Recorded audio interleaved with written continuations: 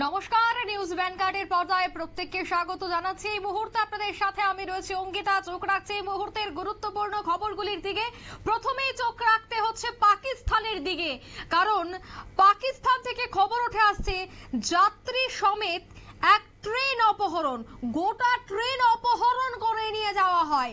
ঘটনা পাকিস্তানে জাফর এক্সপ্রেসে যাত্রী সমেত অপহরণ করেছে বালুচিস্তানের বিদ্রোহীরা।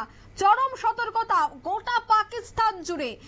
তবে এই মুহূর্তে পাকিস্তান থেকে কি আপডেট রয়েছে বিস্তারিত জানবো। টেলিফোন লাইনে যুক্ত হয়ে গেছে প্রতিনিধি রাজীব দত্ত। রাজীব, পাকিস্তানে যাত্রী সমেত ট্রেন অপহরণ করেছে বিদ্রোহীরা, বালুচিস্তানের এই ঘটনা, এখনো পর্যন্ত কি আপডেট রয়েছে পাকিস্তান থেকে?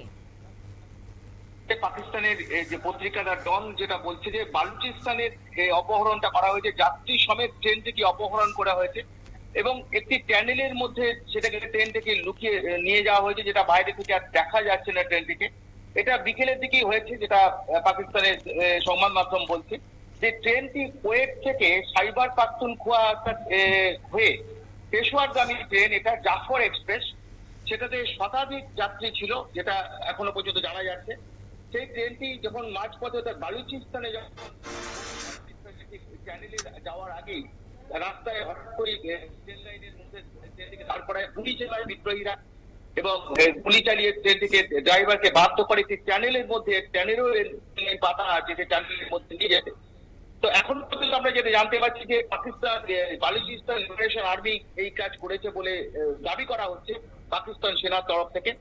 তবে এই ট্রেনটিতে প্রায় শতাধিক যাত্রীর মধ্যে বেশিরভাগই কিন্তু পাকিস্তান সেনার অফিসার কর্মী, যেটা দাবি করা হচ্ছে পাকিস্তান সূত্রে। এখনো পর্যন্ত কিন্তু সে ট্রেনটিকে তারা আটকে রেখেছে।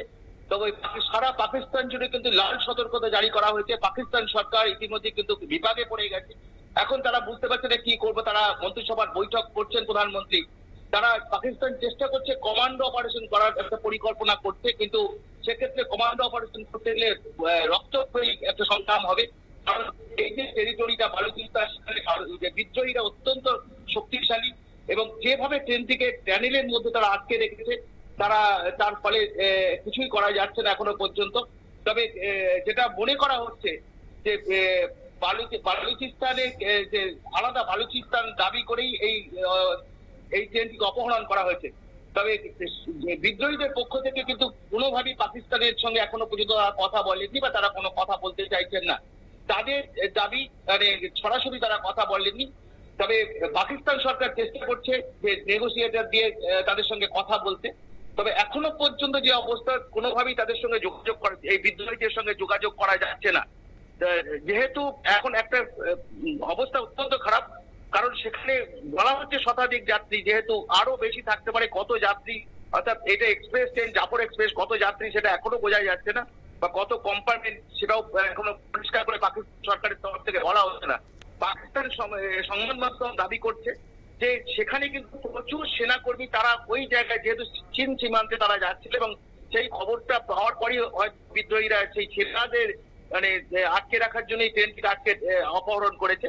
তো যথেষ্ট উদ্বেগের মধ্যে রয়েছে পাকিস্তান এবং ইতিমধ্যেই কিন্তু পাকিস্তান এখনো পর্যন্ত তাদের কিছু মানে সেখানে কিভাবে তারা অপারেশন করবে বা কিভাবে তাদের মুক্তি চাইবে, তাদের মুক্ত করে আনবে, সেই নিয়ে এখনো কোনো সিদ্ধান্ত কিন্তু পাকিস্তান সরকার নিতে পারেনি।